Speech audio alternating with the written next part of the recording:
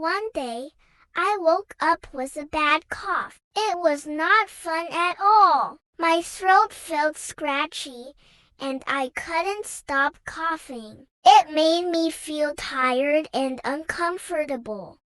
I told my mom about it, and she took good care of me. She gave me warm tea with honey, which helped my throat feel better. I also had to take some medicine. Mom said it would help me get rid of the cough.